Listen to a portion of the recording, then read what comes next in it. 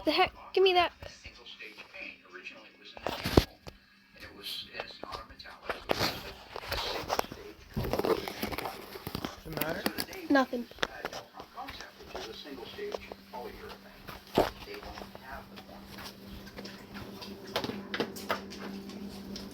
Also, welcome back to another video. Yeah, my grandmother. So, there you go.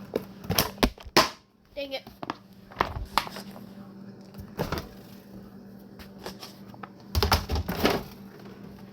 Let's get to playing.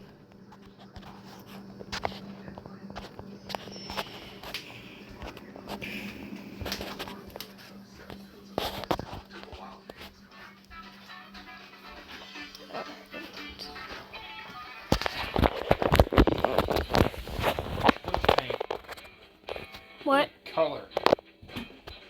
It doesn't look bad. Real rich paint. Yeah. Give it right back to Noah. He starts to cut and buff on it. And like I said, it's just the little details, a little extra time. He does a cut and buff on it, and at that point, it's ready to go to assembly. Just like decals, a couple little odds and ends that we're going to do, and then we can deliver it to the customer.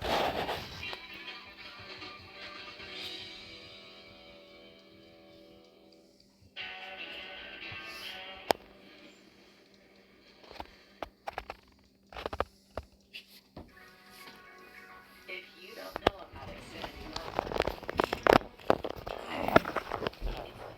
mobile service around with the best price for savings a year. When you wave bye to the other guys, all on the most reliable 5G network nationwide. You really shouldn't walk out the front door without it. Switch today at XfinityMobile.com. You go in the kitchen, you come back out, turn the light out.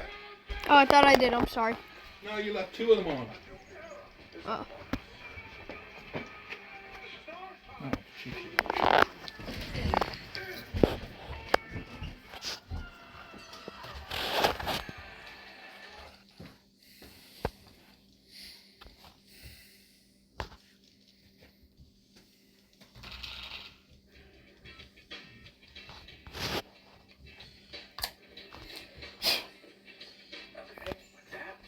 So with the doors and the fenders on the 69 Charger, you're trying to put the hood on.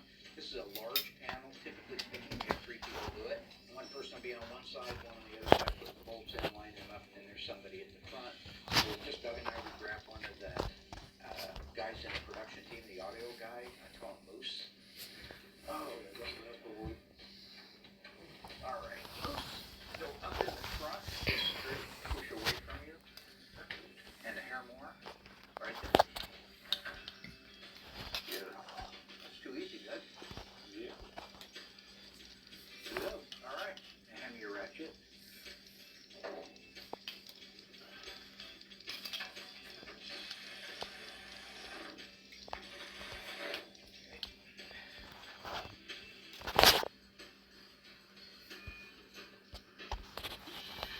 Okay, go forward.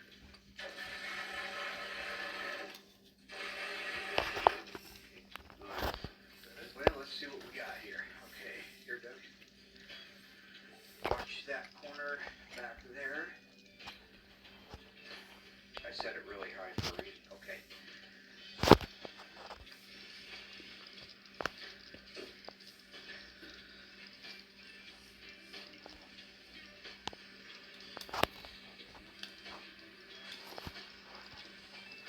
It'll work. I think it'll work. I mean, the fender needs to come back half a foot, so that's why we're dealing with what we're dealing with. Maybe not half a foot, but maybe a quarter inch. Okay. Everything's on. We got wide gap, pull tight here, so we're gonna put extra cushion in. Strap the hood shut with our cushions in. Strap the door shut. Finish loading the car up, and we get out of Dodge. Sounds good. You get all the way through this, and then no, you get all spooked. Me? Yeah. Yeah, it was 8 seconds ago. Okay.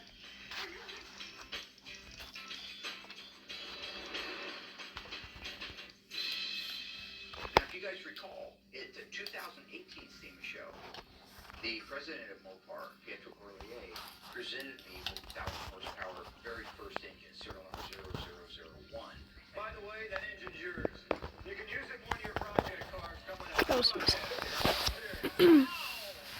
Oh, come on. It's yours. So, okay, so let's get on the stage for the bar. I can take it now? Yeah, if you can carry it on your back, you can take it. That's crazy. The little caveat was that at the 2019 show in Las Vegas at the SEMA show, I had to have it in a car. It needed to be running in a car so they could display it. So, what did I think of when I thought of that? The world's most evil engine needs to be the world's most evil. The 1958 Fury, Christine. I had a gentleman reach out to me and say that he was interested in purchasing the car. He loved the car, he wanted me to finish it, but one of the caveats was he didn't want the elephant engine. He just didn't want that in there. He was more wired like me towards the OEM appearing stuff. So we spent quite a bit of time going back and forth about what to do, how to do it, why you should, why you shouldn't. At the end of the day, he ended up purchasing the car from me, less the elephant engine, less the silver sport transmission. And that brings us up to where we are today. Getting that semi-automatic makes that thing just... To look exactly as the one in the movie would look. That's what the gentleman wanted. Alright. Scenes in the movie where you can see the engine, he wants this car to look exactly like that. So that is what Will is doing now, is painting that engine the gold color that was used in the movie, not the original gold. The director wanted it different. He went with a mid-70s gold metallic, a GM color, oddly enough. Again, another GM color, just like they did with some of the other cars, the movie Hollywood cars. So I went ahead and painted the one engine orange, and then I find out that Mark sold Christine, and the person that bought it doesn't want the elephant for whatever reason. So we actually have an order to go in Christine, and it doesn't go orange because it's an older one. It actually goes gold, which is correct. So it was actually kind of cool because I was able to find out they painted it in an early 80s Chevy color. So I got the paint, sprayed it out. It's a beautiful gold. Did it in single stage. So I shot the whole entire engine. Looks great. Actually, it's actually nice to do something different like this. And then now Mark's got that engine that he can throw with Christine. I can hear the story on this later because why you wouldn't want the elephant makes no sense to me. But we do have a gold engine, which is the first here at the shop. At the end of the day, that thing is going to look exactly the way Christine from the movie did. And that was going to be thrilled.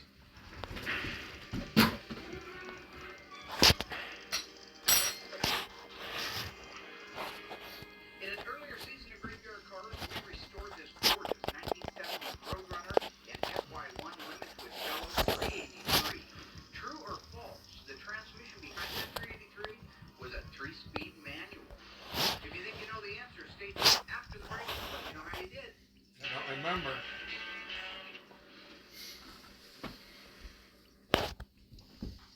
It might have been. See what I mean about the Mortal Kombat? Every time you turn around, it's coming on. Yeah, I see what you mean.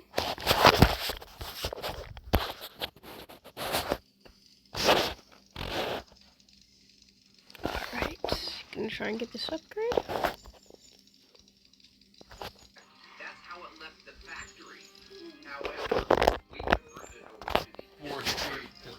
Yeah. This car was originally a 3-speed manual, which is one of 584 383 hardtop Roadrunners in the 70s. In addition to that, it had the 15.7 rally wheels, cold air induction hood, and the transverse black reflective tail stripe. Alright.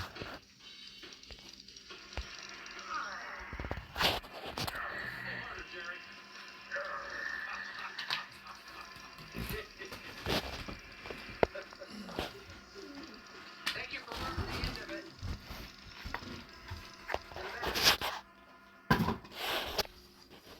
How bad, Booze? How you doing, huh? Did you find it? Did you find the grip? Did you get it? Go ahead. Did you find it and get it? Did you? Oh, is it in park by chance? There's no drive shaft. Okay.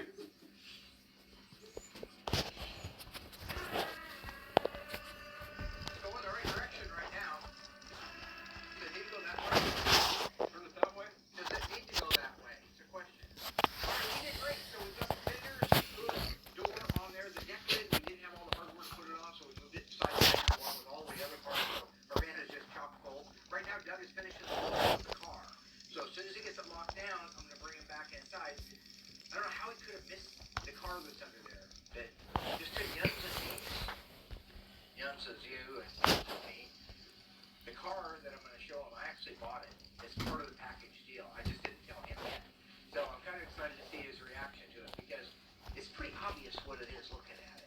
see if your guesses are right.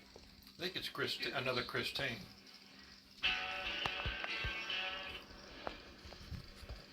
Hi, how you doing? See what I mean? Every time you turn around, it's a Mortal Kombat commercial. Jeez, there's another Mortal Kombat commercial. They're really pushing for that new game.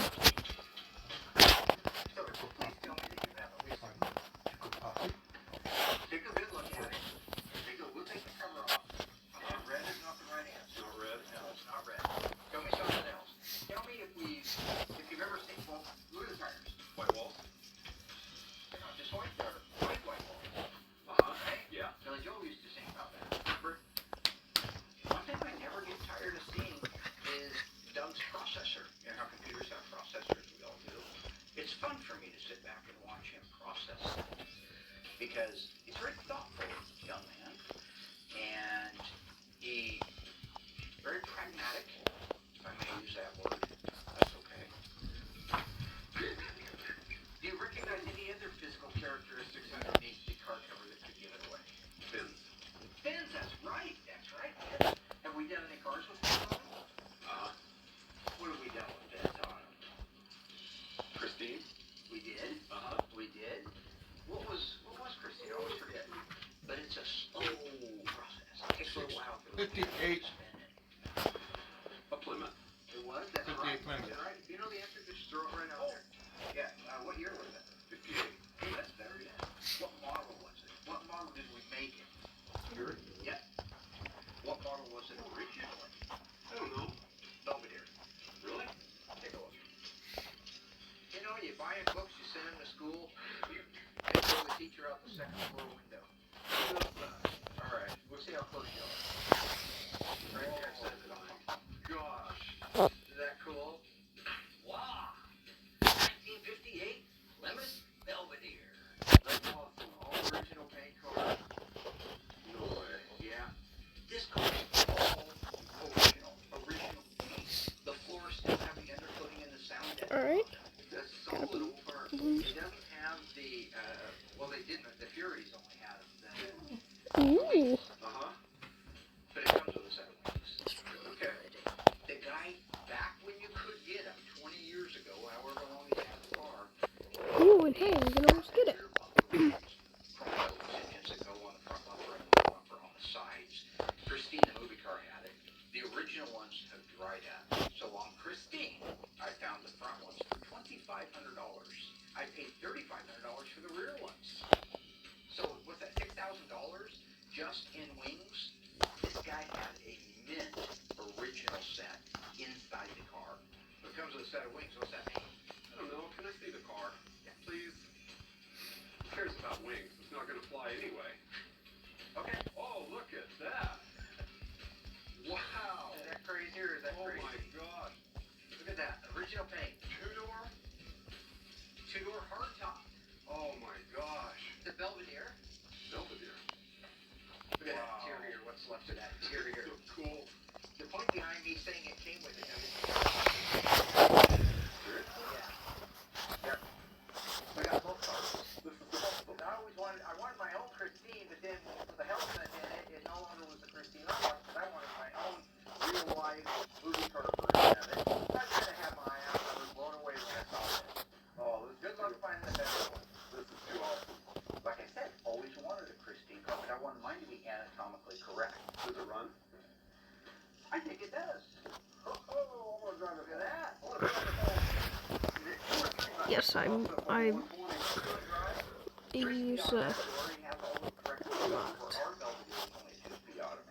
Man, look at this. Huh? Does it say 120 or 150? 120. All right, we're going to make that go. We're going to send that dash back to old Jim Rowa back there at Fury Jim. He's the guy that did all the dash and stuff on our Christine. Fury Jim. Jim Rowa is on Facebook. He's like this guru. He's like me is the future-looking cars, 57, 59, 56 guy, what the exact group. He forgot more about these than anybody else I would know. He'll make me all the interior pieces like he did for Christine, the bucks for the doors, and the patterns for the seats. Just amazed at how solid it is. My jams were rotted off the car, my rockers were rotted out, my floors were rotted out. That still has the original undercoating on it. No corrugated floor.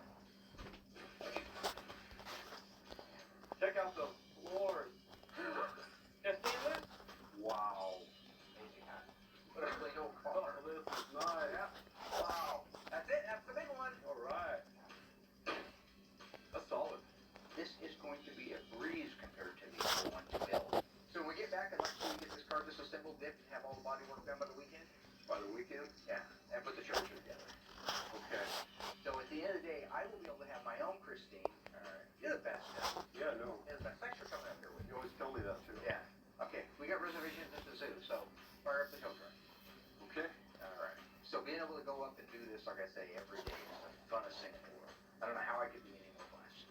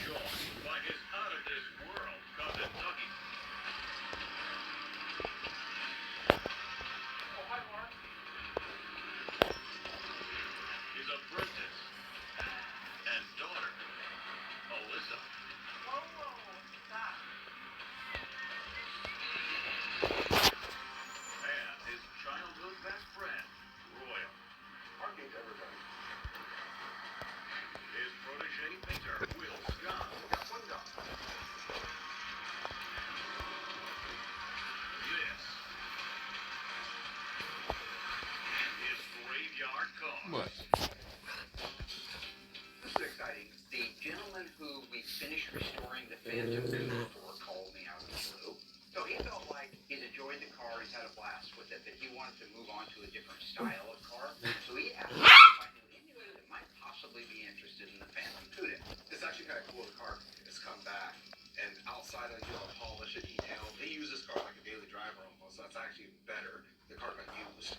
I was thinking to myself, this could be the perfect car for the guy that bought our 70 Cuda EV2 Tour Red, the loaded 340 car that one of my former employees sabotaged the engine on. I try to remember that. He bought the 340 car from us, absolutely loves the car, calls it Cuda Top. He said that if another Cuda ever came up, that he would like to know about it. Sent him some photos, some information. He was absolutely in love. So the reason that car is here right now is so that we can go back through it, make a few changes to it that the new owner wants, and make sure it's exactly as it was delivered when we had the big reveal in Graveyard Car several seasons ago. Then, it's on its way home to Switzerland. The car looks great. It's held up remarkable. So it is a pat on your back, not only myself, but my guys. They say, you know, all that work we were putting in 5 years ago, look at it now. Even though We're doing far. We're doing good so far. Doing good, doing good.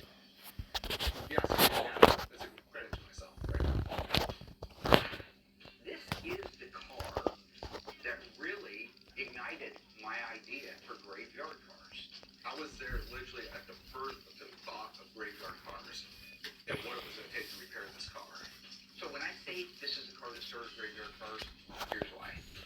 Unbeknownst to me, this car had toured all over the country during the previous summer at all the big events. Everybody who was in the Mopar world knew about that car, and so when I posted that we were restoring it, the first things that come out, the word was we were going to rebody the car. The car could not be restored. It was physically impossible. They had seen the car in person. It could not be restored. They were going to cut the numbers out of it, put it in a nice body, and call it a real car. We don't do that. That's against the law. If a car is gone, it's gone. This car can be saved. So I decided I wanted to document it. When I decided I wanted to document it, I had a young fellow come over here, Aaron Smith. Aaron came over and he filmed some of the holes on the car. And he worked with Darren and myself. And at the end of the first day, he said, "You guys are hilarious. You're absolutely a riot. You crack me up. You should have your own show." And long story short, those were the wrong words to say. We get the car completely disassembled, make our pulls on it. If you watch back in the, I think it was the pilot episode, you saw that we made the critical pulls to get the quarter panel out, the rear body, the frame rails, the right-hand quarter, the door opening squared up, the nose pulled around and squared. All that needed to be done before we sent it out and had it checked. But once it was, we took it to Portland with the company up there at the time that we were using. They did a complete chemical bath of the car, stripping everything off it so we could see it in its original birthday suit. Once the car had came back from the dipper all cleaned up, it was just a matter of us taking a look at what could be saved, what needed to be replaced, and what parts and pieces we wanted to do it with. At that time, I had reached out to Mike at A&D. I was telling Mike about it, and he said, let me talk to Cradle with the installation center, maybe we can do you solid. And they did. And so they had me pallet that thing up on a big pallet, send it back to Georgia to their installation center. Craig, with his crack shop team of guys equipment, rebuilt that car completely for us.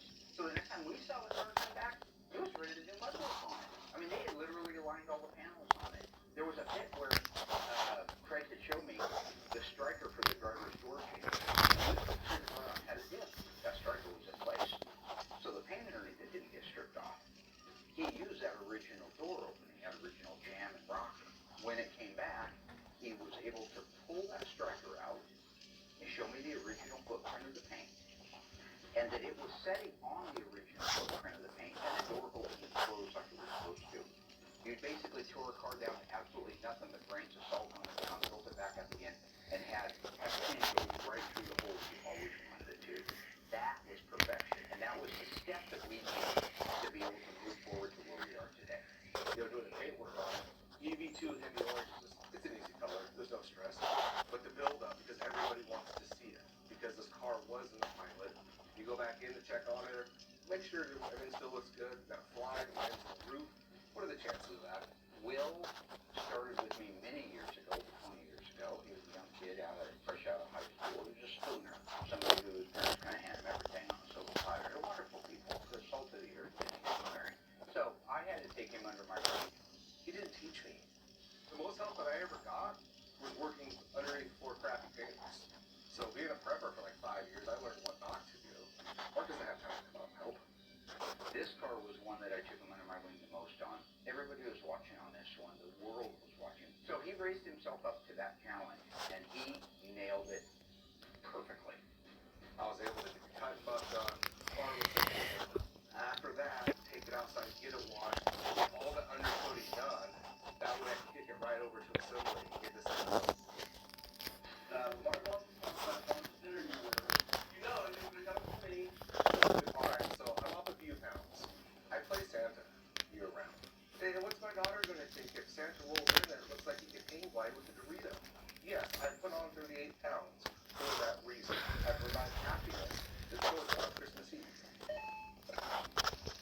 This was one of the first 71 traditions that we got a billboard on. Now, it wasn't factory billboard. We added a billboard to it for looks that the owner wanted us to do at the time. I thought it was an opportunity to let Bill and Alyssa learn how to do what they just scoff at when they walk by. How hard could it be? Well, I gave them the opportunity to find out how hard it could be. Maybe we pull it off the other way? How dirty are your hands? Look at that. Did you wash them? Yes. 2 valuable billboards in a row. First one, they didn't even get off the table. But because I knew that was coming, our friends down at Phoenix Graphics sent me 3 sets. Alright, let's see. Patience is the name of the game on this. You know, it is what it is. I messed it up. I was just learning. And on top of which, Will sabotaged me again. He never had any plans on us actually getting the billboard on it. While we did screw it up, that part was done. The nice thing is it was so epic of a fail, he's never asked me to do it again. So while I do jump around a lot, and I like that fun, sometimes it seems like I'm not very serious. When it comes to our skill sets here and what I have the ability to do, I take it very seriously. I'm proud to be where I'm at, that I can do it, but I'm more proud of all of the people, the employees, the vendors, subcontractors that allowed this car to come back to life and have a brand new shot at the title, as Rocky would say. After I had bought the car from the guy, he had told me that he found the original steering wheel. He knew he had it.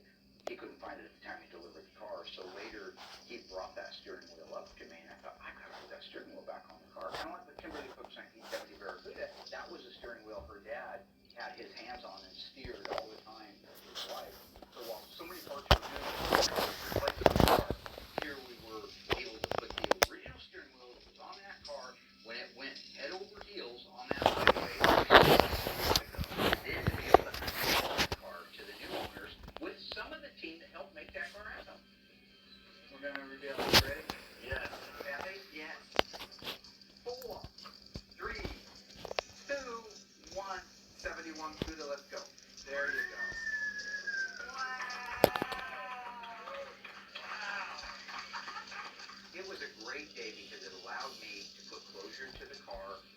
vendors, the best employees, treat them all right, pay them well, and at the end of the day, you'll end up doing things that the rest of the world can't do. So when I'm able to take a car from what it was and can build this car back up and give it a brand new life, which we are doing right now. The caretaker who got it from us when we first finished with it has memories with that car that nobody ever would have had. Now it's going to Switzerland, so it's going to create all new memories over there.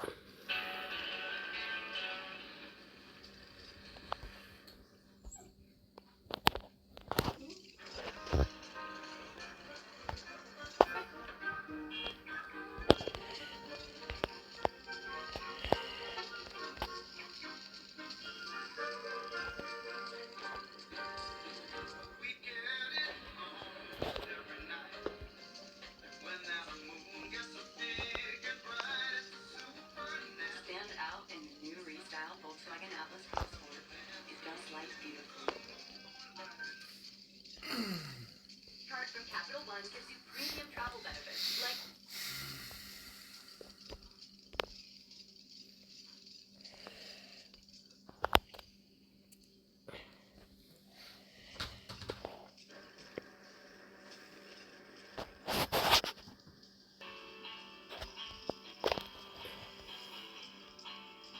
The gentleman who bought the car in Switzerland just asked that I look the car over and make sure that it's in the same shape and condition that it was in when we unveiled it on Radar Cars 5 years ago. One thing that jumps out at me is maybe it left here this way, but you see how high the peg and the pin is here for the hood pins. That should be down more. That pin should be down in the saddle more. So this literally is just barely touching the escutcheon when it goes on. But the Plymouth emblem still looks fantastic. The bezels look great. Might do a little polish on the bezels, but for the most part, that looks fantastic. Just needs a little adjusting. Shaker is So, still by the in way, great I'm shape. not The pro at emblem this has the game. same shine, the same depth. Again, when you're buying parts, you can buy parts from many companies like we do. You're guaranteed that you're going to have a good quality part years down the road. Not just a part, but a good quality part. Quick note, I like to do little tutorials. See that the shaker is black. If you have a 1970 Cuda with an N96 shaker hood, you had argent silver. That's the way it was. That was the color. In 71, they said they want that bubble black. I believe it was because of shine, not because of looks. I think it was because of the amount of sun that would reflect off of the silver was a little bit blinding. The same reason that the blackout sport treatments on these hoods are always a matte black. They don't want to reflect that light. They went to this matte black shaker bubble. But to throw you one more curveball, in case anybody's wondering, in 1970 to 1971, if you got an N96 Cuda, you got the argent 70, you got the black 71. But in 70, if you bought an FE5 red 70 Cuda, the bubble was red, the mirrors were red, and if you ordered rubber bumpers, they were red. The whole car was color keyed, and it's the only color that you could have got something besides the argent in 70. In 71, you didn't even get that option. You got black. So just kind of looking over the car, looking at the shine, wheel openings have had no rash on them. Beauty rings. Let's go. It does. It looks like the day we delivered it. Usually by now you get some scuffs on things. I mean, your cars, right? We drive them. Louvers. Get these from Tony's Mopar Parts. Look at the chrome. Still as shiny as the day it was. So what, it's only been 5 years yet. Look at some 5-year-old restorations that are for sale on eBay right now. Maybe they weren't that great when they were new anyway. Chrome mirrors, beautiful, absolutely gorgeous. Look at the shine of the chrome and the depth of it, just like it was brand new. My little fingerprints on there. Probably wondering about that. It's the greatest guitarist that ever lived. So gives you haters something to do on Facebook and go in there and say he wasn't the greatest, so and so was great. No, he was pretty much the boards still have the same matte finish. So you're gonna get a Hello. to be waxed in the car. Who is that? Hi, Grandma. Looks like death warmed over. Oh, Rough night. $600. that's a lot. Yes. Bobby did 500. Jesus. Damn. No bill was there. That's probably why.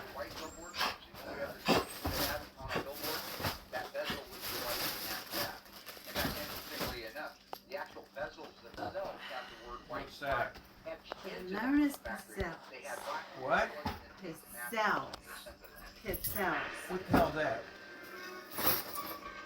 It's a cookie cake kind of thing. It's hard. Yeah. Yeah. Crunchy. Dodge Charger RT 440 Magnum automatic. Paint code MM1. What did Dodge call MM1 in 1968? Was it turbine bronze metallic, dark tan, burnt orange? What's that? That's just my bills. Stay tuned after the break. I'll let you know how you did. What's the card? A gentleman that has gone around the country. He's a veteran. Mm-hmm. He's on a motorcycle. 22-day tour from Texas Dang. around down. Alright, He well, hit us. that's the end of the video. He's See you been guys to later. 6